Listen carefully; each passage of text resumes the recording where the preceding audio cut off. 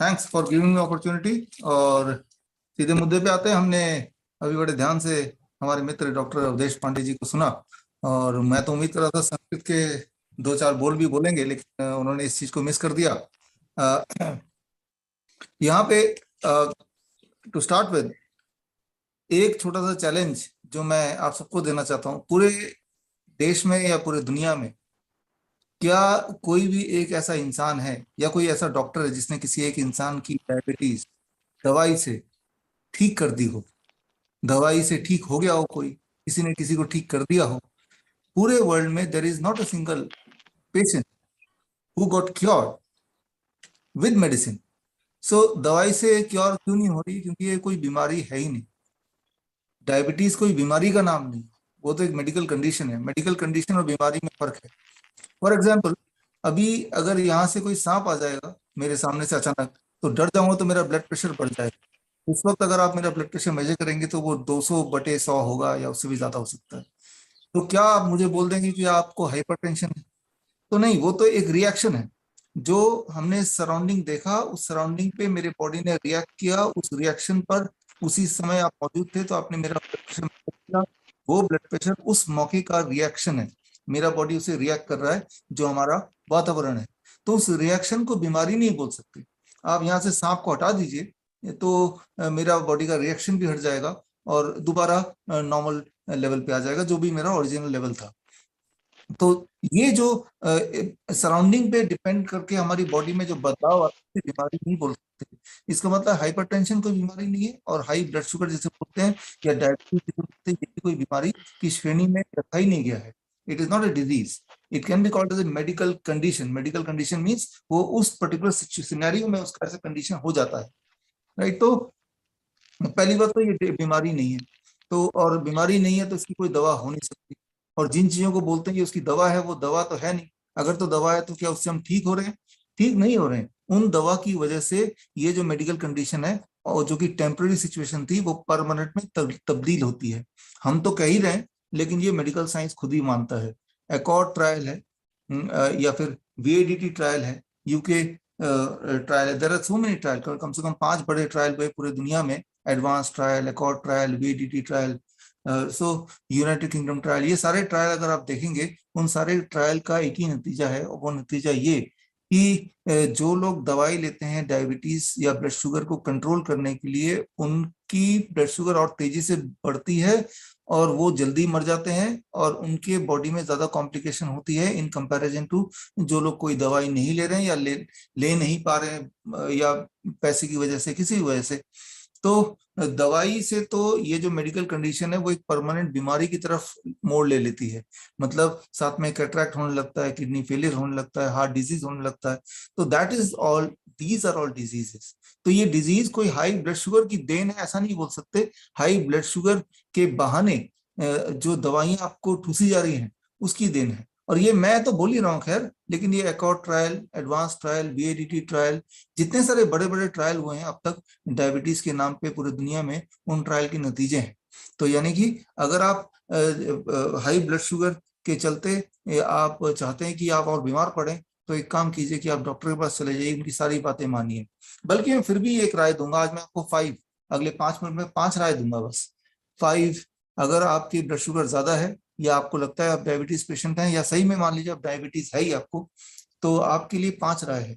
सबसे पहला राय, सबसे फर्स्ट मोस्ट इंपॉर्टेंट थिंग, अगर आपको डायबिटीज है तो आप जरूर किसी न किसी एलोपैथिक डॉक्टर के पास जरूर जाइए। एक बार जाइए, जरूर जाइए। आपको लग रहा होगा, जो मुझे सुनते हैं, कि ये मैं क्या बोल रहा हूँ, बिल्कुल ठीक बोल रहा हूँ। अगर आप डायबिटीज के पेशेंट हैं तो आप किसी भी एलोपैथिक डॉक्टर के पास जाइए, और वो जो भी बात बोलते हैं, एक एक बात नोट कीजिए, एक एक बात नोट कीजिए। वो बोलेंगे कि हाई प्रोटीन डाइट लो, लिख लीजिए उसको। वो बोलेंगे बहुत सारा दूध पियो दिन में 3-4 बार, वो भी लिख लीजिए, राइट? वो बोलेंगे कि फ्रूट्स, मीठे चीजें तो बिल्कुल मीठे फल मत खाओ, वो भी लिख लीजिए, राइट? और वो उसके अलावा अगर आप बोलेंगे अच्छा भैया क्या क्या खाएं, तो अमेरिकन डायबिटीज एसोसिएशन ने तो एक किताब ही लॉन्च कर दी है। वो किताब मैं आपको दिखाता हूँ। ये अगर आप देख पा रहे हैं, not no whether you are able to see it or not, आप देख पा रहे होंगे ये किताब। तो ये किताब है, ये अमेरिकन डायबिटीज एसोसिएशन, जो पूरे दुनिया में डायबिटीज में कौन सी दवा देनी चाहिए वो डॉक्टरों के लिए नियम बनाती है, गाइडलाइन बनाती है, वो उन्हीं की द्वारा रिलीज ये बुक है। ये बुक आप अमेजन से खरीद भी सकते हैं। हैं। तो इस बुक में दिया हुआ है कि डायबिटीज के पेशेंट को खूब सारे बर्गर खाना चाहिए, पिज्जा खाना चाहिए, कोल्ड ड्रिंक पीना चाहिए, चीज खाना चाहिए। ये तो वो डॉक्टर भी वही बोलते हैं। डॉक्टर तो कई बार डायबिटीज टाइप 1 के साथ कोको कोला, कोल्ड ड्रिंक और लिम्का ये उनके पास रखना है, ऐसा उनको लिख के देते हैं। और जब वो लोग फ्लाइट में चढ़ते हैं तो उनके लिए Coca Cola is a medicine, तो कोको कोला का बॉटल लेके फ्लाइट में चढ़ना उनके लिए अलाउड होता है। तो जो भी डायबिटीज के डॉक्टर आपको बोलेंगे, फिर आपको बोलेंगे कि ये 4 दवाइयां हैं डायबिटीज की, ये भी सुबह शाम खाइए, हाँ तो वो भी लिख लीजिए। फिर बोलेंगे कि आप ध्यान रखिए आपका जो ब्लड शुगर है 100 के आसपास है, वो भी लिख लीजिए, 100 के आसपास रहे। ये जो भी चीज उन्होंने बोली वो एक एक चीज ध्यान से लिख लीजिए। और अब आपको क्या करना है, ठीक इसका उल्टा कर देना, आपकी डायबिटीज ठीक हो जाएगी। ठीक उसका उल्टा कर देना है। और इसमें मीठे फल खाने मना किया था, ढेर सारा खाइए, उल्टा तो यही होता है उसका। उन्होंने जिन चीजों को खाने बोला है कि high protein diet, dairy product, उसको इमीडिएट बंद कर दीजिए, तुरंत ही बंद कर दीजिए। जो जो दवाइयां डायबिटीज के नाम पे खाने बोला वो तो बिल्कुल मत दीजिए। वो 100 ब्लड शुगर रेंज रखना है, बिल्कुल मत रखिए।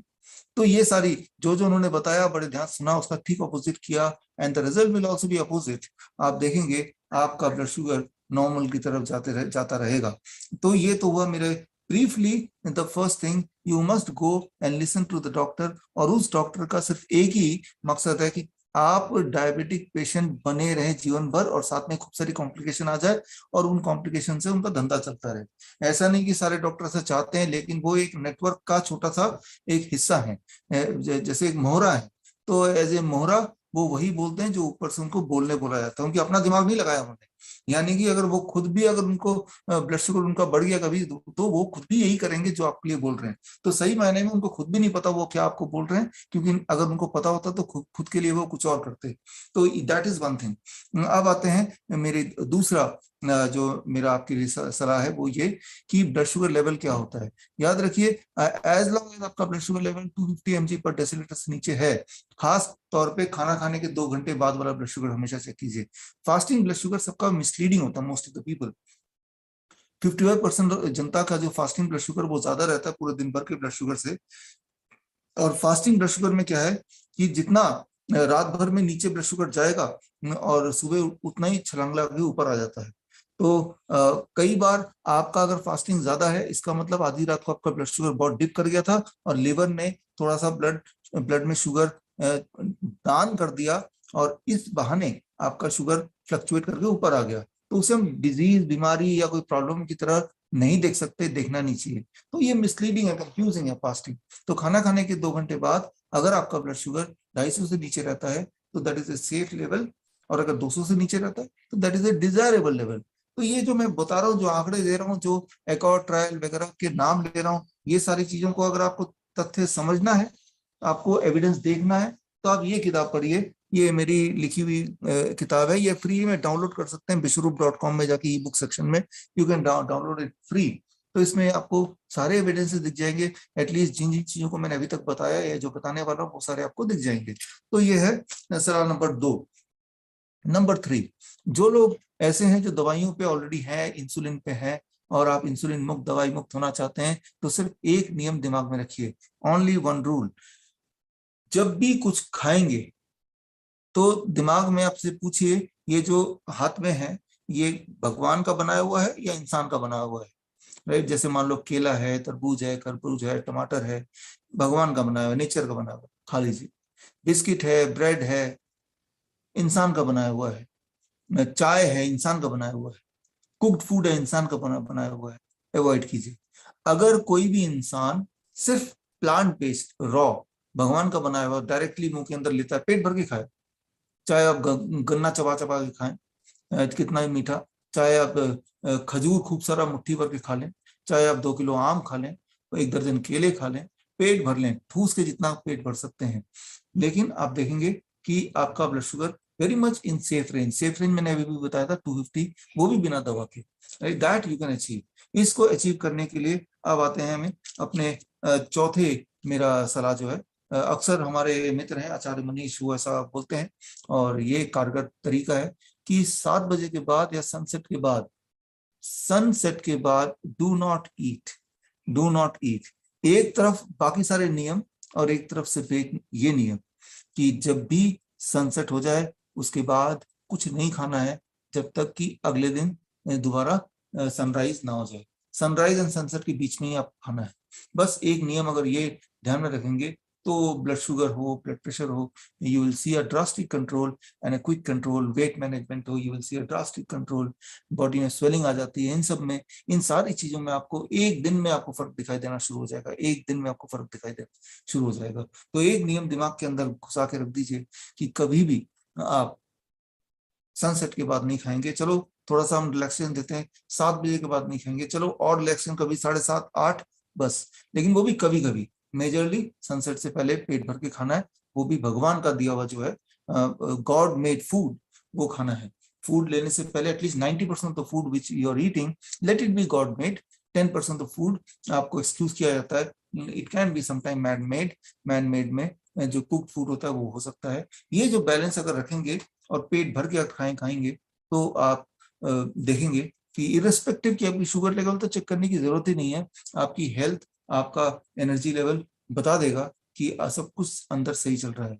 देखिए इंपॉर्टेंट पैरामीटर ये नहीं कि ब्लड शुगर रीडिंग क्या बता रही, इंपॉर्टेंट पैरामीटर ये है कि क्या मेरे अंदर पूरी एनर्जी है, क्या मेरे अंदर थकान तो नहीं है, क्या मुझे ठीक से नींद आ रही है, क्या मेरे मन में कोई स्ट्रेस है। तो अगर ये सारे आंसर पॉजिटिव में रहे तो आपको चिंता करने की जरूरत नहीं है। It is not important to test your blood sugar level. तो blood sugar levels can be misleading, even जो मशीनें होती हैं वो मिसलीडिंग होती है। आप एक एक्सपेरिमेंट करके देखिए, आप अपने पांचों उंगली से ब्लड निकालिए एक ही टाइम पे और एक ही ग्लूकोमीटर से पांचों उंगली का ब्लड शुगर चेक कीजिए उसी टाइम पे। आप देखेंगे एक में 150 आएगा, एक में 200 आएगा, एक में 225 आएगा, एक में 115 आएगा, एक में 125 आएगा। पांचों में 5 डिफरेंट अंक आएंगे जो एक दूसरे से कहीं कहीं से भी कुछ नहीं मिलते। तो अब इनमें से कौन सा वाला सही वाला है, आपको जो पसंद हो। मेरे ख्याल से ज्यादातर लोगों को सबसे छोटा वाला पसंद आएगा, तो वही आपका सही अंक है। मैं ये बोलना चाह रहा हूँ, ये जो ब्लड शुगर रीडिंग चेक करना होता है ये अपने आप में बहुत ही मिसलीडिंग साइंस है। अगर आपको भरोसा ना हो तो ये एक्सपेरिमेंट करके देख लीजिए। और मेरा जो आखिरी आपके लिए आज का जो मशवरा वो ये है, याद रखिए सबसे इंपॉर्टेंट, इन सबसे ज्यादा इंपॉर्टेंट इसलिए मैं आखिरी में ले रहा हूँ, that is sleep and stress.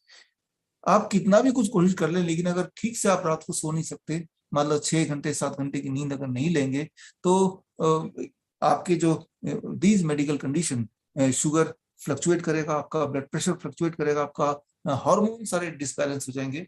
तो हार्मोनल बैलेंस के लिए important is sleep and stress free life.